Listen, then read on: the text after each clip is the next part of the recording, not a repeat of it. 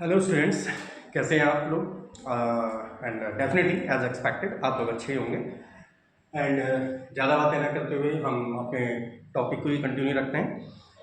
तो लास्ट हमने देखो रीड किया था वेक्टर ट्रिपल प्रोडक्ट, ठीक है। वेक्टर ट्रिपल प्रोडक्ट जो आपने रीड किया था, हमने वहाँ पर कंसिडर किए थे तीन vectors, A vector, B vector and C vector. Exactly, और उसकी मैंने कल आपको लास्ट कैलकुलेशन भी कराई थी कि A vector cross B vector cross C vector, और इसकी वैल्यू को हमने फाइंड आउट जब किया था, मैंने आपको रिमेंबर करने का तरीका भी बताया था किस तरह से करना है कि पहले ए को सी के साथ dot product, that is A dot C, out of में बी।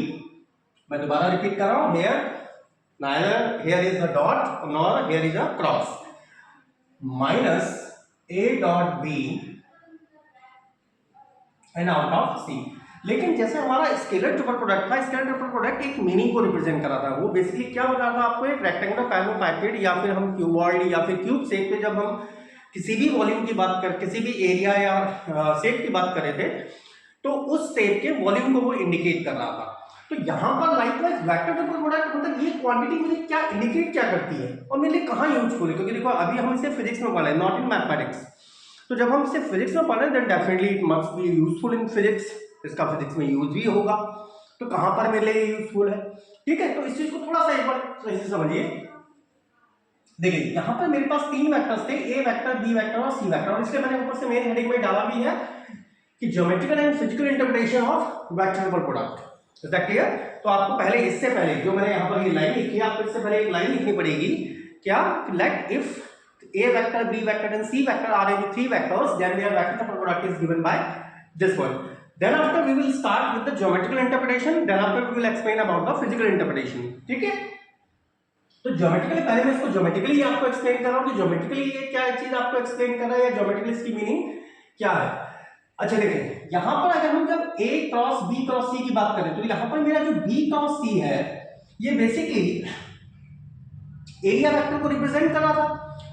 भाई मैंने लास्ट टाइम आपको बताया था, जब मैंने एग्जांपल के तौर पर बताया था कि जब हमारे पास कोई दो वेक्टर एक्स वेक्टर और वाई वेक्टर है तो बेसिकली क्या होता है, X Y sine theta and N cap. ये तो है उस एरिया, ये जिस एरिया की लेंथ और विड्थ एक्स वेक्टर और वाई वेक्टर है ये उसका मैग्नीट्यूड है, एंड ये एरिया की डायरेक्शन है। और जो मैंने आपको बताई थी कि अगर ए वेक्टर मेरा ये, बी वेक्टर ये, और इससे मिलकर बनने वाला पैरेललोग्राम ये, इज दैट क्लियर? अगर मैं यहाँ पर इमेजिनरी डॉट डॉट करके इस तरह से लाइन खींचूं तो ये जो एन कैप है, ये जो एन कैप डायरेक्शन है, मतलब एक्स से वाई वेक्टर की जो डायरेक्शन है, एक्स वाई वेक्टर की जो डायरेक्शन है that is just perpendicular to the plane of plane made from X vector and Y vector. वो एक्स वेक्टर और वाई वेक्टर के प्लेन के ठीक परपेंडिकुलर है।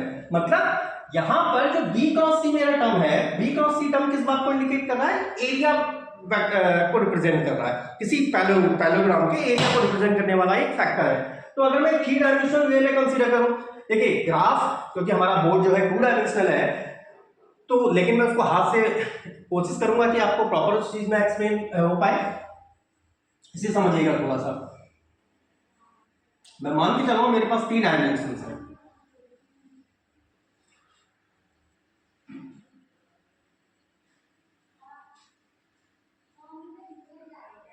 that is x axis, y axis and z axis. Is that clear? अब अगर हमारे पास जो मेरे पास मैंने 3 डायमेंशंस में लिया है x, y और z, अब b और c कोई भी दो वेक्टर है, ऐसे तीसरा वेक्टर हम उसके बाद बात करेंगे। अगर मैं यहाँ पर मान लूं, भाई आपको पता है ना कि यहाँ पर ये तीनों डायमेंशंस एक दूसरे के क्या होती हैं, परपेंडिकुलर होती हैं। और मैं यहां पर किस तरह से कंसीडर कर रहा हूं, थोड़ा सा आप मेरे हाथ को भी देखिएगा मैं किस तरह से कंसीडर कर रहा हूं। ये हमने एक्स एक्सिस कंसीडर करी है, ये वाई एक्सिस कंसीडर करी है, this one is Z axis, ये हमारी जेड एक्सिस है। अब जो मैं ए वेक्टर, बी वेक्टर और सी वेक्टर, ये तो आपकी मर्जी, आप कोई भी ले लें, मैं मान ले रहा हूं भाई ये मेरा कौन सा प्लेन हो गया, देखो that is X Z plane. मैंने मान लिया कि एक वेक्टर मेरा बी वेक्टर ये है, यहां पर समझ पा रहे हैं, ये बी वेक्टर है, ये सी वेक्टर है, मतलब बी और सी मेरे किस प्लेन में लाई कर रहे हैं, एक्स जेड में लाई कर रहे हैं, एक्स और जेड प्लेन में लाई कर रहे हैं, ये बी वेक्टर और सी वेक्टर। और एक जो तीसरा वेक्टर है उसको आप किसी भी प्लेन में कंसीडर कर लो, आप मान लो यहाँ है या फिर इन तीनों से मिलकर बनने वाले प्लेन में है, कहीं पर भी आप उसे कंसीडर कर सकते हैं। तो मैं केवल एक सेक ऑफ कन्वीनियंस के लिए मान ले रहा हूं कि भाई उसको मान लीजिए कि उसकी डायरेक्शन मतलब बी वेक्टर ये हो गया मेरा, सी वेक्टर ये हो गया और ए वेक्टर की डायरेक्शन ये है, इस तरह से। Is that clear? तो यहां पर हमारे पास क्या प्रोसेस बनेगी, अगर मैं हम ये जो कंसीडर कर रहे हैं, अब मान लेंगे कि हमारे ये बी वेक्टर है, ये सी वेक्टर है, ये मेरा B vector and here it is C vector. अच्छा, अब जो बी क्रॉस सी था, ये बी क्रॉस सी इंडिकेट क्या कर रहा था कि इससे मिलकर बनने वाला जो पैरेललोग्राम होगा, तो इससे मिलकर हम एक पैरेललोग्राम जनरेट कर सकते हैं। ये हमने एक पैरेललोग्राम जनरेट कर दिया इससे, और ये पैरेललोग्राम यहां पर फिगर में भी आपको समझ में आ रहा होगा। फिगर में भी मैं किस तरह से कह रहा हूं, ये बी ये C, that one is B and that one is C. तो मैंने क्या किया, ये डैश डैश ये मिलाया और ये इस तरह से कर दिया। तो ये पूरा का पूरा पैरेललोग्राम ही खुद कौन से प्लेन में आ गया, that is in X Z plane.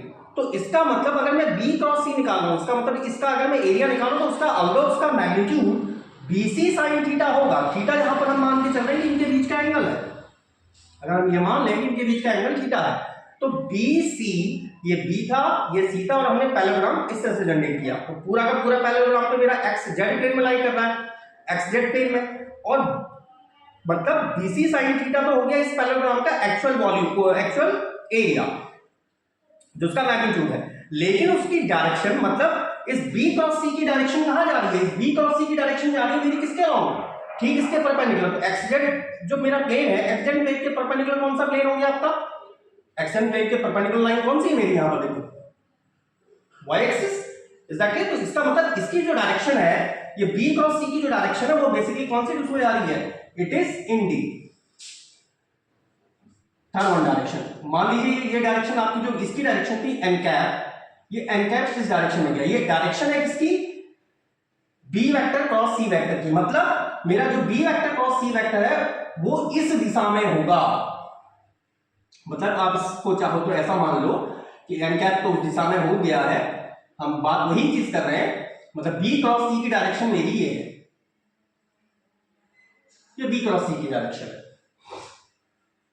ये एन कैप इसको हम कंसीडर कर रहे थे। अच्छा, अब भाई ये एंगल आपको पता है ना 90 है भाई, क्यों, क्योंकि देखो हम यहां पर फिर से मैं वही बात कर रहा हूं, ये मेरा बी वेक्टर था, ये सी वेक्टर था, ये आपका बन गया प्लेन, इसका एरिया तो आ गया BC sin थीटा, अगर हम इनके बीच का एंगल थीटा कंसीडर कर रहे हैं तो इसका मैग्नीट्यूड तो BC sin थीटा है, लेकिन उसकी जो डायरेक्शन है, डायरेक्शन जा रही है मेरी B क्रॉस C की डायरेक्शन जा रही है कहां, y एक्सिस के अलॉन्ग। Is that clear? तो ये जो y एक्सिस के अलॉन्ग जा रही है उसका एंगल मैं B के साथ निकालो, देखो B वाली लाइन मेरा ये थी, that was the line of B and that was the line of C। तो ये डायरेक्शन इसके साथ और इसके साथ दोनों के साथ कितने एंगल पर है, that will be 90 degree. Even if मैं इस XZ प्लेन में कोई भी स्ट्रेट लाइन खींच दूं, मैं स्ट्रेट लाइन खींच लूं या फिर एक वेक्टर कंसीडर कर लूं originated from point O, origin से और जो ओरिजिनेट हो रहा हो, तो वो सारी लाइंस या वो सारे वेक्टर इस एक्सिस के तो परपेंडिकुलर ही हो गए।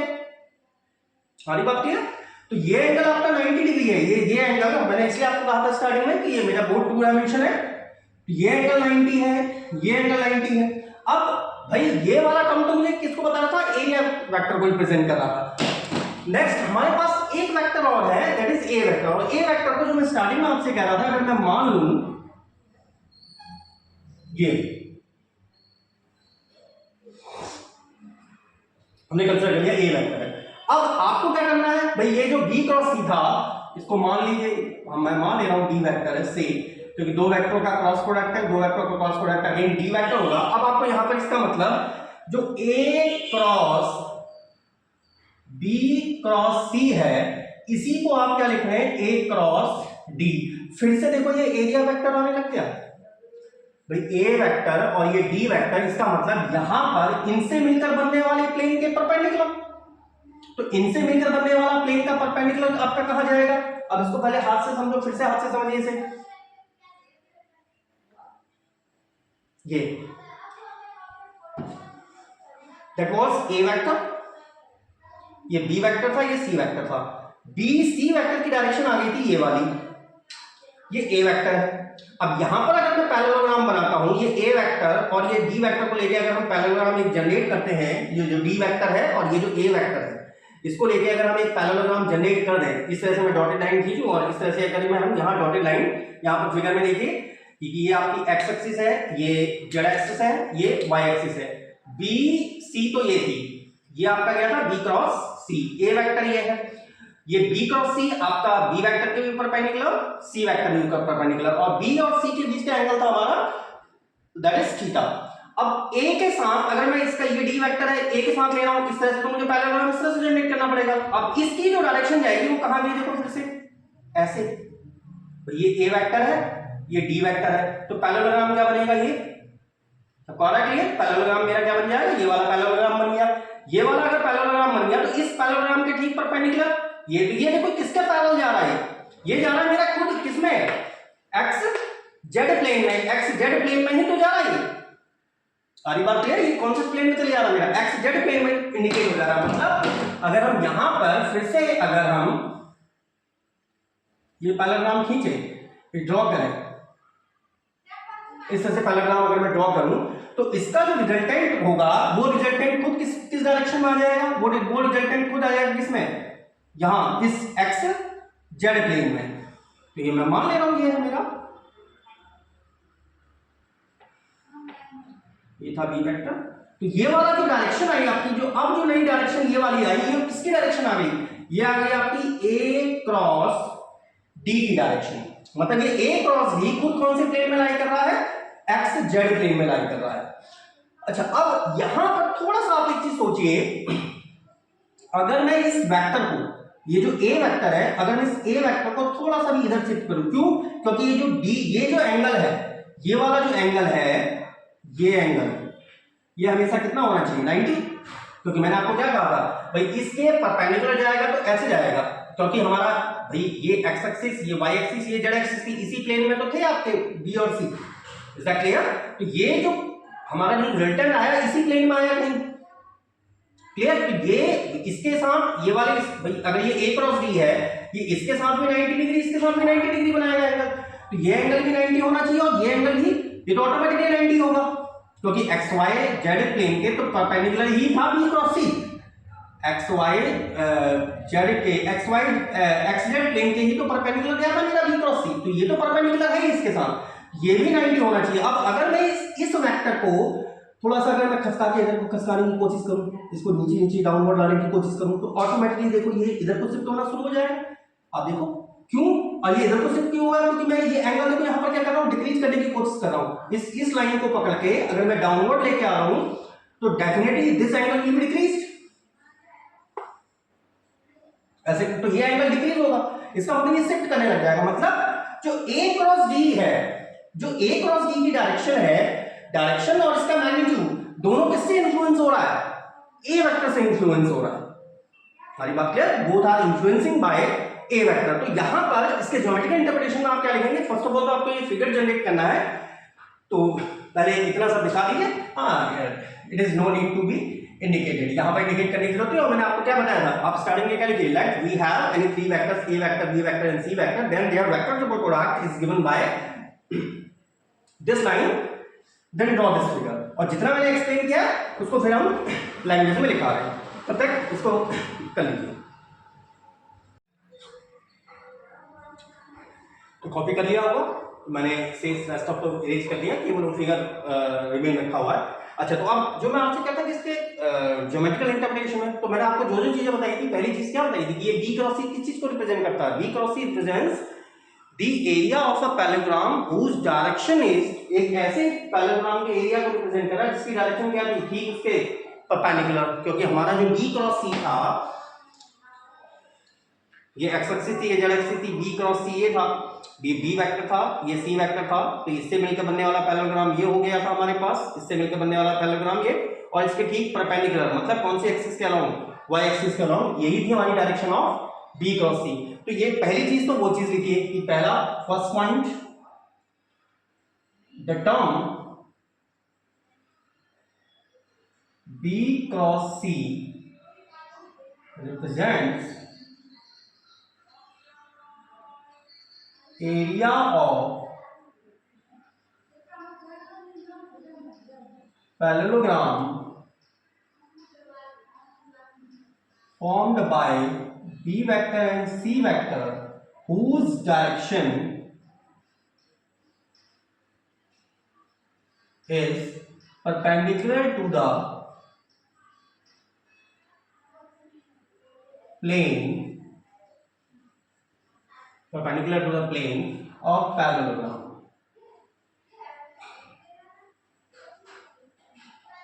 Is that clear? तो यहां पर हमारी फिगर के अनुसार कहां के हो गया, that is along y axis.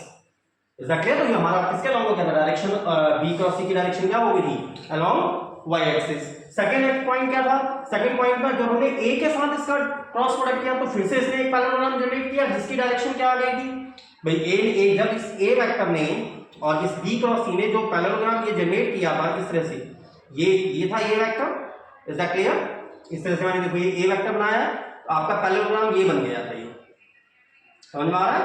ये a वेक्टर और ये मेरा पैरेललोग्राम, इसकी डायरेक्शन कहां चलेगी थी, इस तरफ. तो ये किसके अलॉन्ग आ रहा है, एक्स जेड प्लेन में ही तो आ रहा है.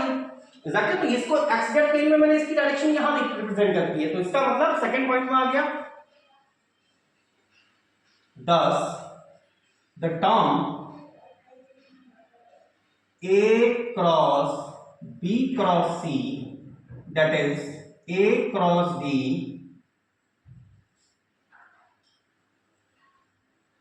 represents,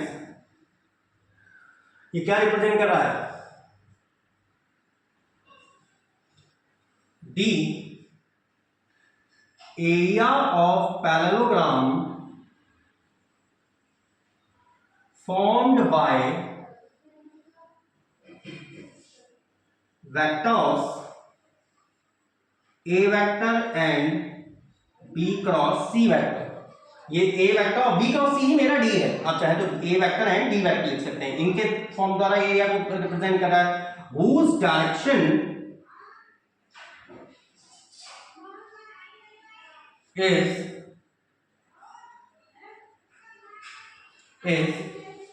along is perpendicular, not along, that is perpendicular, is perpendicular to the plane of parallelogram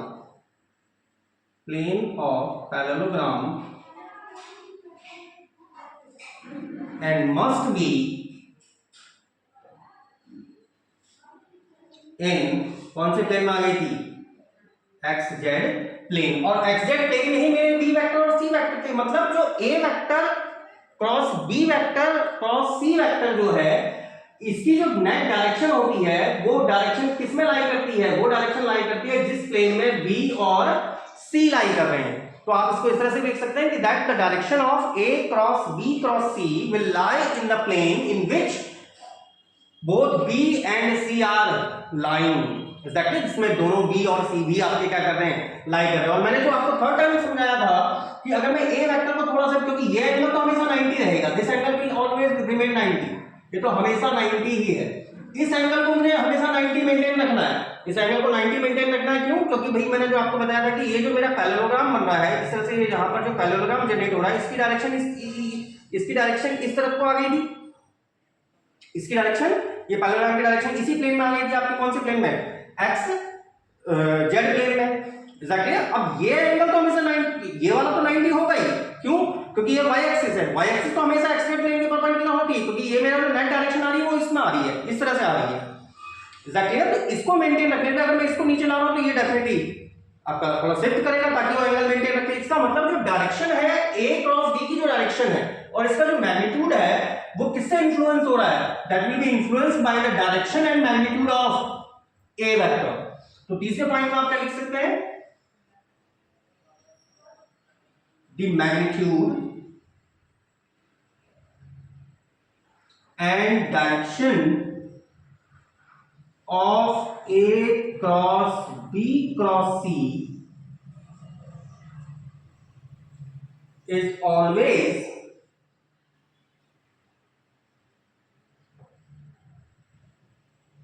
influenced by the magnitude and direction of a vector. सबको आ गया समझ में? तो एक बार इस चीज को कॉपी कर लीजिए। तो ये सब आपका किसमें है? ज्योमेट्रिकल मीनिंग में।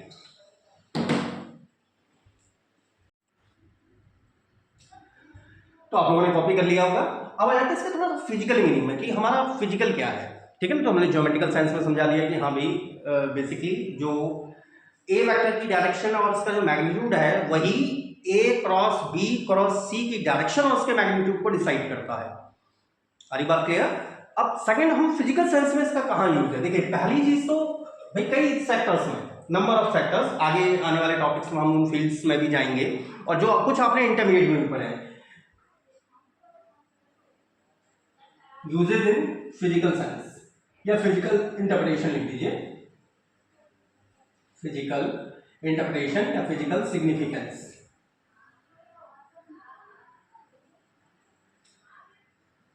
पहला आता है इन डिटर्मिनेशन ऑफ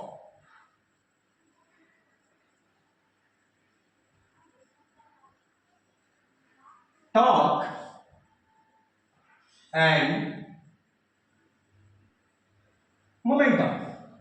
मतलब जब हम, जो आपने इंटर में पढ़ा था, जब आप टॉर्क निकालते थे, टॉर्क याद है? टॉर्क में हम बॉडी को कैसे मोशन कराते हैं? Rotational motion. जैसे आप दरवाजा खोलते हैं ना, ठीक है ना, दरवाजा हम किस तरह से खोलते हैं? इस तरह से इस चीज को कंसीडर कर लीजिए आप कि अगर आप किसी दरवाजे को ओपन कर रहे हैं, मान लीजिए दरवाजा है मेरे हाथ में, इज दैट क्लियर? ये दरवाजा, यहाँ पर हैंडल लगा रहता है आपका, और इसका भी रीजन होता है हैंडल यहाँ हमारे किनारे पे क्यों लगाता है, ताकि आपको क्या मिले?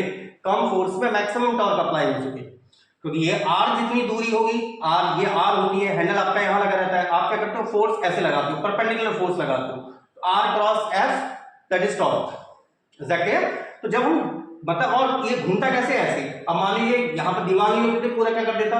रोटेशनल मोशन कर देता ना। तो अगर आप दरवाजे को कंसीडर करें, अगर ये पूरा घूम सकता तो कैसे घूमता है? ऐसे तो घूमता, इस तरह से रोटेट करता। तो रोटेशनल मोशन में टॉर्क और मोमेंटम, एग्जैक्टली एंगुलर मोमेंटम को कैलकुलेट करने के लिए हम बेसिकली किसका यूज करते हैं?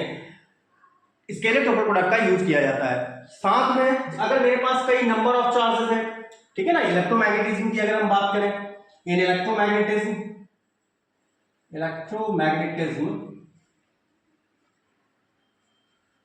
it is used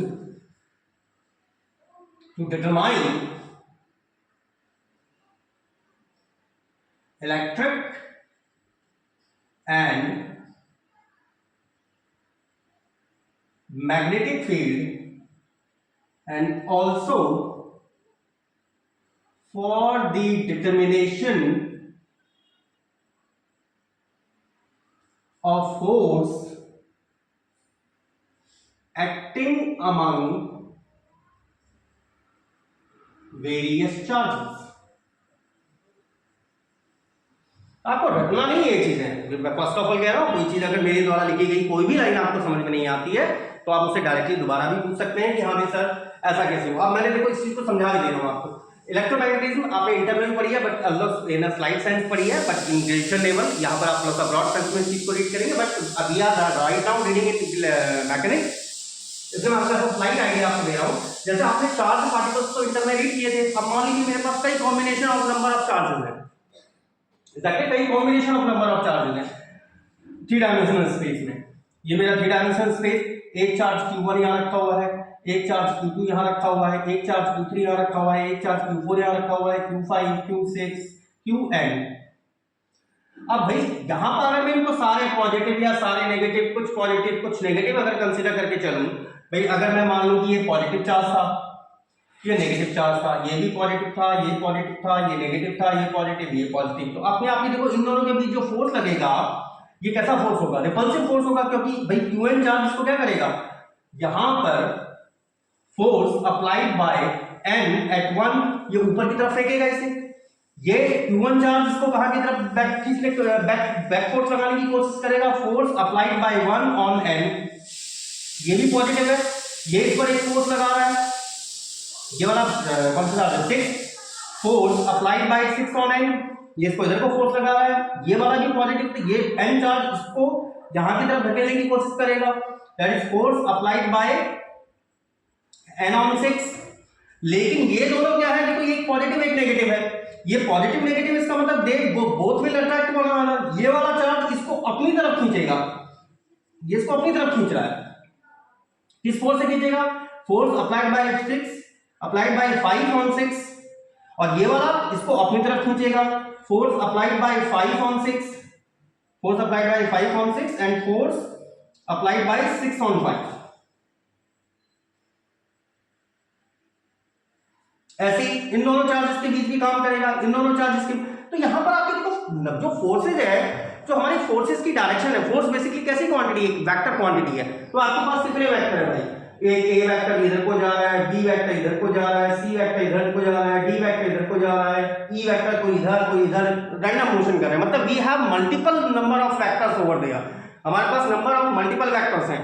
तो अगर मुझे ये फाइंड आउट करना है कि सारे चार्जेस के बीच नेट अमाउंट ऑफ फोर्स कितना काम कर रहा है, what is the net amount of force acting among all of the charges and what is the resultant of all these forces, ये इन सारे फोर्सेस का रिजल्टेंट क्या है। तो मेरे पास कोई एक सिंगल वेक्टर तो है नहीं, वेक्टर में किसको बोल रहा हूँ, फोर्स क्वांटिटी को बोल रहा हूँ, ठीक है ना। तो वो मेरे पास सिंगल वेक्टर तो है नहीं, नंबर ऑफ वेक्टर्स है, तो इनके बीच में तो अगर फोर्स रिजल्टेंट फोर्स को डिटरमाइन करना है तो आई हैव टू यूज इस वेक्टर ट्रिपल प्रोडक्ट, क्योंकि वेक्टर ट्रिपल प्रोडक्ट में मैंने आपको क्या बताया था, जब आप तीन वेक्टर्स की प्रोडक्ट ले रहे थे उसमें ये अकेला ए वेक्टर ऐसा वेक्टर था जो इसकी डायरेक्शन और इसके मैग्नीट्यूड को क्या कर दे रहा था, डायरेक्ट कर दे रहा था। भाई इस ए वेक्टर के इन्फ्लुएंस की वजह से इसकी डायरेक्शन भी चेंज हो जा रही थी, इसका मैग्नीट्यूड भी चेंज हो रहा था, क्योंकि अगर ए वेक्टर की डायरेक्शन चेंज, इसकी डायरेक्शन चेंज, ए वेक्टर का मैग्नीट्यूड चेंज, इसका मैग्नीट्यूड चेंज। तो यहां पर ये क्या है, मेरे पास मल्टीपल नंबर ऑफ वेक्टर्स हैं। तो अगर मेरे पास कई सारे वेक्टर्स हैं तो वहां पर हम स्केलर वेक्टर ट्रिपल प्रोडक्ट का यूज करते हैं, जिसका यूज कहां हो रहा है, इलेक्ट्रोमैग्नेटिज्म में। कई सारे फोर्सेज अगर मेरे बीच, कई सारे चार्ज अगर मेरे पास हैं, अवेलेबल हैं, तो उनके बीच कितना फोर्स एक्चुअली एक्ट कर रहा है, वही लाइन मैंने यहां पर भी लिखी है, also for the determination of force acting among various charges. Is that clear. फिर तीसरा भाई अगर हम इसकी बात करें, चलिए पहले तो इसको कॉपी कर लीजिए, इसको कॉपी, चलिए एक पॉइंट और निकाल लेता हूं, लेकिन आपको ये सब करने की जरूरत नहीं है। इन फ्लूइड डायनामिक्स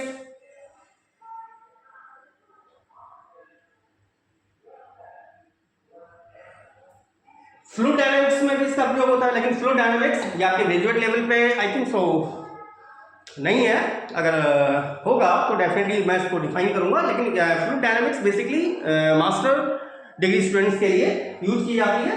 फ्लूइड डायनामिक्स में भी हम पार्टिकल्स पर या चार्जेस पर, क्लियर, जो फ्लूइड पार्टिकल्स होते हैं उन पार्टिकल्स पर काम करने वाले फोर्सेस को कैलकुलेट करने के लिए वेक्टर ट्रिपल प्रोडक्ट का प्रयोग करते हैं। तो एक बार ये तीन चीजें कॉपी कर लीजिए, then after we will go on the applications of vector triple product. आप लोगों ने कॉपी कर लिया है, ठीक है। तो अब चलते हैं इसकी प्रॉपर्टीज पर कि क्या क्या ये प्रॉपर्टीज वो भी करता है। पहला प्रॉपर्टी P1, ऊपर से आप लोग हेडिंग डाल दीजिए, P1 डाल दी, ठीक है। तो फर्स्ट लिखिए A cross B cross C, A cross B cross C। इसका मतलब जो वेक्टर ट्रिपल प्रोडक्ट है इज नॉट, क्या कर रखा है मैंने, एसोसिएशन कैरेक्टर, तो इज नॉट एसोसिएटिव। तो आप यहां पर लिख सकते हैं दैट इज, आप पूरी लाइन लिख लीजिए, vector triple product is not associative, ये एसोसिएटिव नहीं होता। एग्जैक्टली। अब किस तरह से क्यों नहीं होता हम साथ में हम प्रॉपर्टी के साथ साथ उस चीज को वेरीफाई करते हुए चलेंगे, इसलिए से समझिएगा। देखिए वेरिफिकेशन, तो इसका वेरिफिकेशन सिंपल है।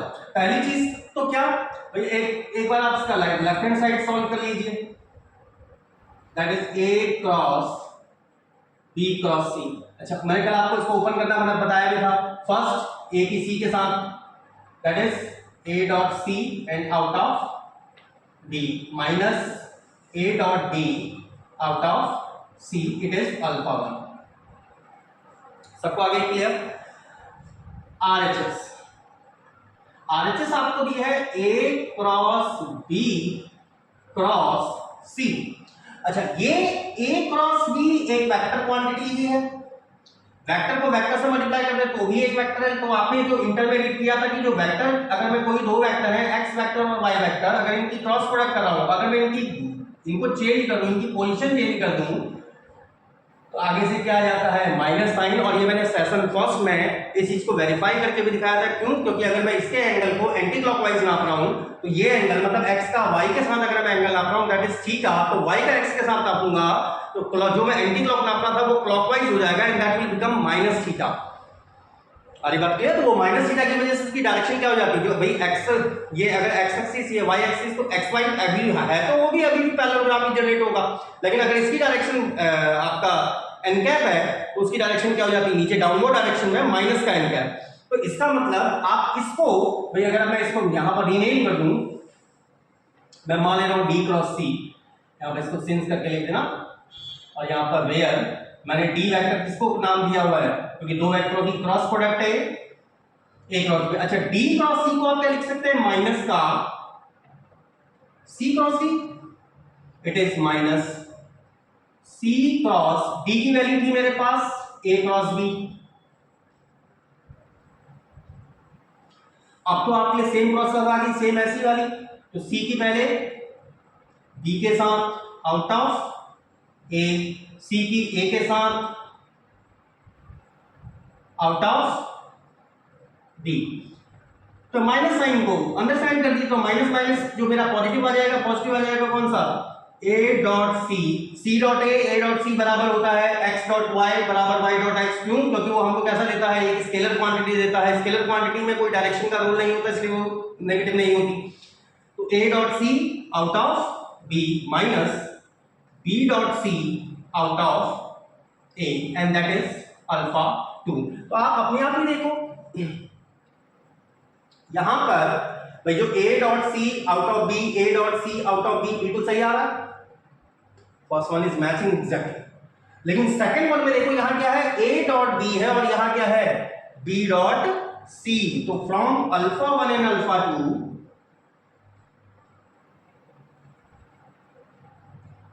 आप क्या लिख सकते हैं, a cross b cross c, a cross b cross C is not equals to, that is vector triple product is not associative, कि vector triple product हमारा associative नहीं होता। फिर आ जाते हैं इसकी सेकेंड प्रॉपर्टी पे, अगर किसी को कहीं पर भी कंफ्यूजन है डेफिनेटली पूछेगा।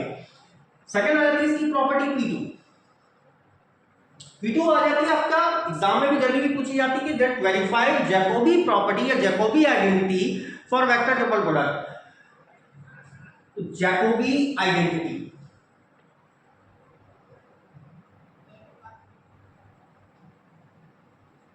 इन वेक्टर ट्रिपल प्रोडक्ट, अभी कंफ्यूज मत होइएगा,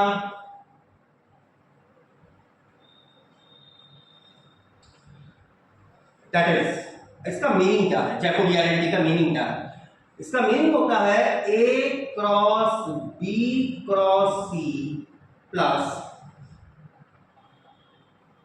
B cross C cross A plus C cross A cross B that is 0। इसी एक्सप्रेशन को और यहां पर ही देखो, ये याद करने का तरीका भी वही है, यहां पर मैं साइकिल में ही चल रहा हूं, A vector B vector C vector, A cross पहले A से स्टार्ट किया, A B ऐसे घूमना है, A cross B cross C, पहले A से स्टार्ट किया था, फिर B से B cross C cross A, फिर C से C cross A cross B and in तीनों का सम दैट इज 0। तो फर्स्ट वन कॉपी इट। देखें अब तो इसका हम साथ में वेरीफाई भी करेंगे, केवल ये आइडेंटिटी है, जैकोबी आइडेंटिटी, इसको एक नेम दिया गया है और एग्जाम में मोस्टली क्वेश्चन की फॉर्म में भी आपसे पूछा जाता है। और देखिए मैं यहाँ पर केवल आपके एग्जाम की तैयारी के लिए नहीं आया हूँ, मैंने आपको पहले भी अपने फर्स्ट लेक्चर में भी बताया है कि अगर आपको कोई भी concept up to graduation level अगर आपको कोई भी कॉन्सेप्ट कहीं पर भी कंफ्यूज करता है तो आप उससे उस टॉपिक के बारे में डिस्कस कर सकते हैं, and I will try my level best to resolve your problem. ठीक है, तो इसका सेकंड डालिए। अब इसका जो हमने प्रॉपर्टी ली है, जैकोबी जो आइडेंटिटी ली है, इसका डाल रहे हैं verification. Since A cross B cross C, करिए apply. A dot C out of B minus A dot B out of C, पहला आ गया। दूसरे को सब करिए, B cross C cross A, it is B की डॉट प्रोडक्ट A के साथ out of C minus B की डॉट प्रोडक्ट C के साथ out of A। Third character is C cross A cross B, तो C की product B के साथ out of A minus C dot A and out of B। तीनों को add कर दें, सबसे बेस्ट तरीका है तीनों को। अगर मुझे जैकोबी आइडेंटिटी को कैलकुलेट करना है तो adding all three of them, adding all three of them, तीनों को ऐड करिए तो क्या बन गया आपके लिए A cross B cross C plus B cross C cross A plus C cross A cross B, that is equals to A dot C out of B minus A dot B out of C, B dot A out of C, B dot C out of A plus C dot B out of A minus C dot A and out of B। अच्छा, since जो मैं इससे पहले ही बताया था कि dot product में तो क्या होता है x डॉट y बराबर था y डॉट x, क्यों? क्योंकि ये आपको कैसी क्वांटिटी प्रोवाइड करता है, this it provide a scalar value, ये हमें स्केलर वैल्यू प्रोवाइड करता है। ठीक है, तो उससे कोई इफेक्ट नहीं पड़ता। और प्लस अगर मैं क्लॉकवाइज नापूं या एंटी क्लॉकवाइज नापूं, जैसे मान लीजिए कि ये x वेक्टर है, ये y वेक्टर है, ये मैंने एंगल कह दिया थीटा, ये एंटी क्लॉक है, तो x डॉट y को आपने रीड किया था modulus of x, that is magnitude of x, again magnitude of y cos anti clockwise नापा है, दैट इज थीटा। अब अगर मैं y का x के साथ कर दूं तो y का x के साथ इस तरह से घूमना पड़ेगा, तो ये अब क्या आ गया आपके पास क्लॉकवाइज, ये बन जाएगा x y cos minus theta, और cos में माइनस थीटा करने से कोई भी इफेक्ट नहीं पड़ता। लेकिन जब हम वो लेते हैं क्रॉस प्रोडक्ट लेते हैं, तो क्रॉस प्रोडक्ट में क्या आता है, क्रॉस प्रोडक्ट में आता है एक्स वाई साइन थीटा, अगर विद डायरेक्शन भी आती है, लेकिन मैं अभी केवल फोकस कर रहा हूं साइन थीटा पे। साइन थीटा में अगर आप जब एंटी क्लॉक ले रहे हैं, अगर मैं पॉजिटिव ले रहा हूं तो क्लॉक में मेरा क्या जाएगा साइन माइनस थीटा, और उसकी वजह से आगे से साइन नेगेटिव हो जाता है। मतलब एक्स डॉट वाई तो वाई डॉट एक्स होता है, लेकिन एक्स क्रॉस वाई ये होता है माइनस का वाई क्रॉस एक्स, तो मतलब जो डॉट प्रोडक्ट है वो सेम है। तो यहां पर देखो a dot c dot a बराबर है, दोनों के आउटपुट में b है, cancel out. a dot b, कहीं b डॉट a है, directly cancel out. b dot c dot b है कहीं, लेकिन वो नेगेटिव है, ये पॉजिटिव है, दैट इज, और यही आपकी जैकोबी आइडेंटिटी है, which is very simple to prove, जो काफी सिंपल है वेरीफाई करना। सब पे सही से आपको प्रॉपर्ली क्लियर हो गया होगा। ठीक है, तो अब चलते हैं इसकी नेक्स्ट दूसरी तीसरी जो भी थी, आई थिंक सो तीसरी या चौथी प्रॉपर्टी जो भी है यार, आई थिंक सो तीसरी है या चौथी है, चलो कोई फर्क नहीं पड़ा, that is just a name, वो आप लोग खुद ही ठीक कर सकते हैं P3 है या P4 है। नेक्स्ट प्रॉपर्टी, चलिए पहले इसको कॉपी कर लीजिए फटाफट। आप लोगों ने कॉपी कर लिया हो, मैंने नेक्स्ट प्रॉपर्टी लिख दी है, if u be any vector then this one, और ये एग्जाम में मोस्टली क्वेश्चन की फॉर्म में भी पूछा जाता है, ठीक है ना, क्वेश्चन की फॉर्म में भी ये चीज आ जाती है। और यू वेक्टर, जैसे मैंने यू तो अपनी मर्जी से रैंडमली ले लिया, यू वेक्टर आपको ए vector, B vector, C vector किसी तरह से भी दिया जा सकता है। तो अगर कोई भी वेक्टर है देन इसकी वैल्यू आ जाती है आपके पास 2u वेक्टर। तो यहां पर u आपको एक वेक्टर क्वांटिटी दिया गया है, तो आप सिंपली क्या कंसीडर कर सकते हैं वेरिफिकेशन में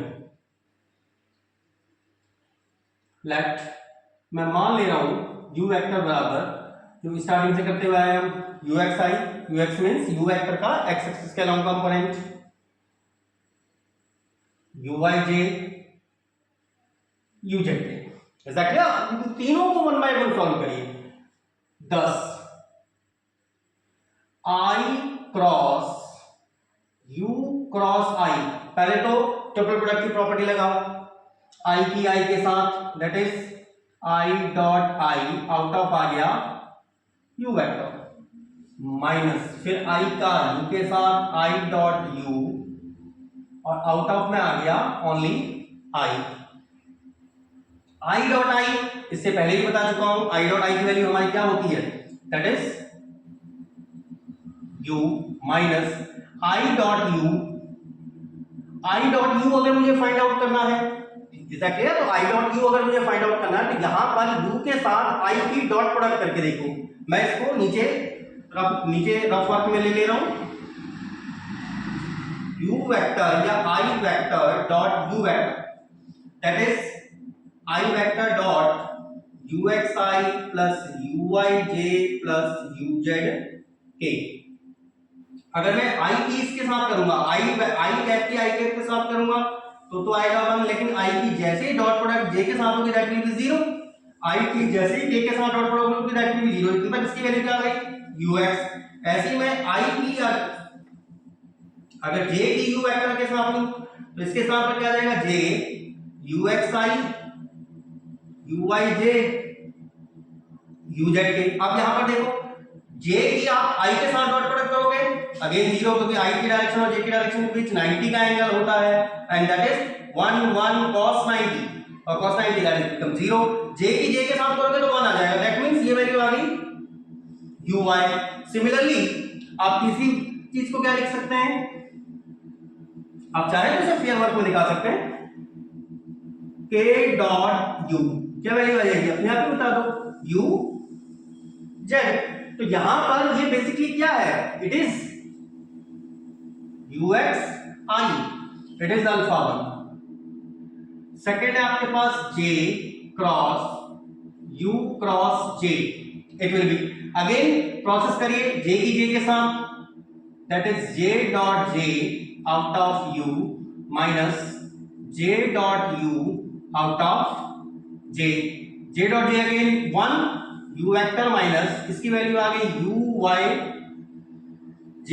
third is k vector cross u cross k, it will B k dot k out of u minus k dot u out of k, again k dot k, फिर से 1 आ गई value, that is u vector k dot u which we have already find it out uzk। सबको properly आ गया clear. अब इन तीनों का जो alpha 1 alpha 2 और अल्फा 3 है सिंपली ऐड कर दीजिए, adding alpha 1 alpha 2 and alpha 3, तो हमारे पास ये देखो पूरा एग्जैक्टली एक्सप्रेशन यही आ गया, i cross u cross i j cross u cross j k cross u cross k, it will be यहां left hand sorry right hand में ऐड करो, देखो u vector u vector u vector, कितने u vector है 3 u vector, इन तीनों में minus sign common, minus sign मैंने कॉमन ले लिया, अंदर आ गया uxi uij and uzk, it will be 3u vector, और uxi uij uzk क्या था मेरा इनिशियली u वेक्टर ही तो था, it will B 2u vector which is RHS। I think so आपको एक बार प्रॉपर्टी भी सही से क्लियर आ गई होगी, और मैं जो आपको बताऊं most of the university examination में इसको न्यूमेरिकल की तरह भी पूछा जाता है एग्जाम में, तो एक बार कॉपी कर लीजिए इसे। चलिए नेक्स्ट प्रॉपर्टी लिखिए, दैट इज P4। और ये P4 ठीक वैसी है जैसे मैंने जब स्केलर ट्रिपल प्रोडक्ट कराया था आपको कि A plus B dot B plus C cross C plus A, इस तरह से एक प्रॉपर्टी कराई थी, सेम वैसी ही प्रॉपर्टी है, बट यहाँ पर क्रॉस प्रोडक्ट में दिया हुआ है। और आपको क्या प्रूव करना है, A cross B dot B cross C cross A बराबर A dot B cross C का होल स्क्वायर। मतलब ये बेसिकली क्या है, स्केलर ट्रिपल प्रोडक्ट ही तो है। तो इसको अगर आप चाहो तो और करके इसे क्या लिख सकता हूं मैं, इसी को एक्सेस में लिख सकते हैं हम, A B C एंड इस एंटायर फंक्शन का होल स्क्वायर। अब इसको सिंपलीफाई करने के लिए फर्स्ट ऑफ ऑल हम राइट हैंड साइड को ले लेते हैं, सॉरी लेफ्ट हैंड साइड को कंसीडर कर ले रहे हैं। देखें वेरिफिकेशन,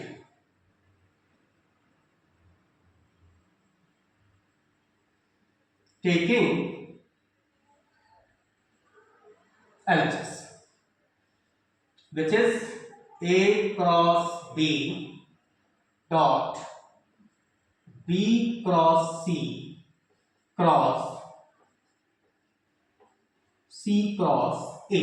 अच्छा, अब यहां पर देखो हमने क्रॉस प्रोडक्ट भाई 3 वेक्टर की पड़ी थी, यहां तो 4 हो गए, 4 छोड़िए 5 6 7 8 कुछ भी हो सकते हैं, लेकिन हमारा काम 3 ही वेक्टर से काम हो जाता है। किस तरह से देखें, सिंस आपने रीड किया था कि 2 वेक्टर की जो क्रॉस प्रोडक्ट होती है, 2 वेक्टर की क्रॉस प्रोडक्ट फिर से आपको कैसी क्वांटिटी देता है, x vector cross y vector, फिर से क्या होता है, एक वेक्टर ही तो होता है, फिर से एक वेक्टर क्वांटिटी होती है। इसका मतलब अगर मैं मान लूं तो मैं मान ले रहा हूं B क्रॉस C को कुछ भी कंसीडर कर लीजिए अपने दिमाग में,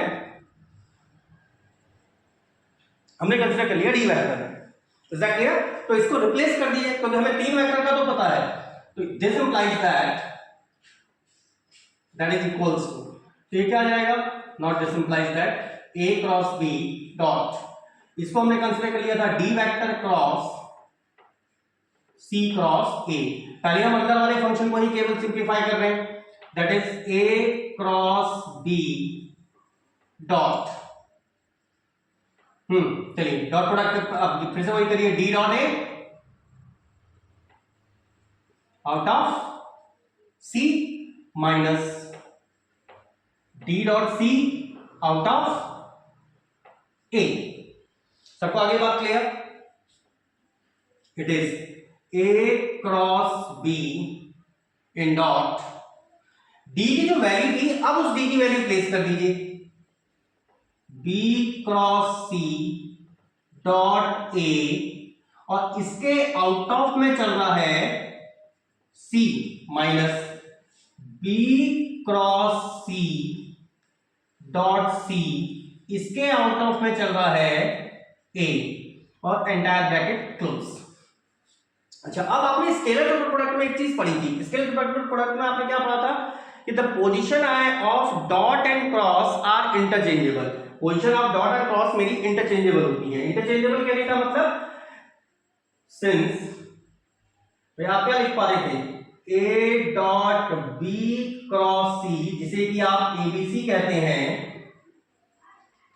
इसमें आप डॉट और क्रॉस की पोजीशन चेंज कर सकते हो, तो इसको आप क्या लिख सकते हो, A क्रॉस C B और डॉट C, मैंने केवल क्रॉस को यहां पहुंचा दिया, डॉट को यहां पहुंचा दिया, हमने डॉट और क्रॉस की पोजीशन चेंज कर दी। तो यहां जो अंदर फंक्शन आ रहा है, सेम इस फंक्शन को नोटिस करिए, A क्रॉस B डॉट, ये ब्रैकेट, इसको B dot C cross A लिख सकते हैं, और B dot C cross A क्या होता है आपके लिए, दैट इज BCA, क्योंकि मैं A dot B cross C को क्या लिखता हूं, ABC, तो B dot C cross A को क्या लिखूंगा, क्योंकि ABC का ही मतलब A cross B dot C है, तो B cross C dot A को क्या लिखोगे, BCA out of C minus इसको, that is BCC out of A। ये BCC आपकी वैल्यू क्या आ गई, 0। ये स्केलर ट्रिपल प्रोडक्ट की प्रॉपर्टी थी कि if any of the two vectors are either equal और दे आर पैरेलल, अगर कोई भी दो वेक्टर मेरे बराबर हैं या फिर एग्जैक्टली इक्वल हैं, तो जो हमारा स्केलर ट्रिपल प्रोडक्ट था उसकी वैल्यू क्या हो जा रही थी, 0 हो जा रही थी। तो दैट मींस ये फंक्शन तो मेरा 0 हो गया, BCC की वैल्यू 0 हो गई, तो केवल मेरे पास कौन सा फंक्शन बचा, आगे वाला, that is A cross B dot BCA out of C, और यहां पर देखो C और उसके बीच कोई भी डॉट या क्रॉस नहीं होता। मैं आपको यहां पर भी स्टार्टिंग में जब हम यहां प्रोडक्ट लेते हैं यहां पर डॉट या क्रॉस नहीं होता है, यहां पर है डॉट प्रोडक्ट। तो इसको आप क्या लिख सकते हो, A cross B dot C BCA। अच्छा, A cross B dot C ये फिर से क्या है, मैं फिर से डॉट और क्रॉस की पोजीशन चेंज करूं, A dot B cross C मतलब ABC एंड BCA, और आपको पता था ABC BCA और CAB तीनों ही इक्वल होते हैं, which we have already proved when we are discussing about the properties of scalar triple product। ठीक है, तो भाई अगर हमारा ABC और BCA दोनों बराबर हैं तो हम इनसे क्या लिख सकते हैं, ABC and again ABC which is ABC का whole square and which is our required right hand side, जो हमारी रिक्वायर्ड राइट हैंड साइड है। तो आई थिंक सो आपको ये प्रॉपर्टीज सही से क्लियर हुई होंगी। अगर उसके बाद भी अगर आपके अंदर कोई कंफ्यूजन रहता है तो आप उससे जरूर पूछिए। Is that clear? और मेहनत करिए भाई, अगर कोई भी कॉन्सेप्ट नहीं आता है, मैं आपको बार बार बोलता हूँ कि कोई कॉन्सेप्ट में अगर आपको कंफ्यूजन हो रहा है या अन्य कुछ चीज़ें इंटरमीडिएट लेवल से कोई चीज़ रिलेटेड है जो आपको लिटिल बिट भी कंफ्यूज कर रही है, what ever the topic is, it doesn't matter, कोई भी टॉपिक है जो आपको लिटिल बिट भी कंफ्यूज कर रहा है तो आप मुझे कमेंट सेक्शन के थ्रू पूछ सकते हैं कि सर कैसे इस चीज़ को होता है। तो आई विल मैं जैसा पहले कह चुका हूँ, मैं अपनी तरफ से पूरी कोशिश करूंगा कि मैं आप लोगों को प्रॉपर्ली एक्सप्लेन कर सकूँ। टिल देन आज के लिए this lecture is sufficient for today. Okay, till then bye.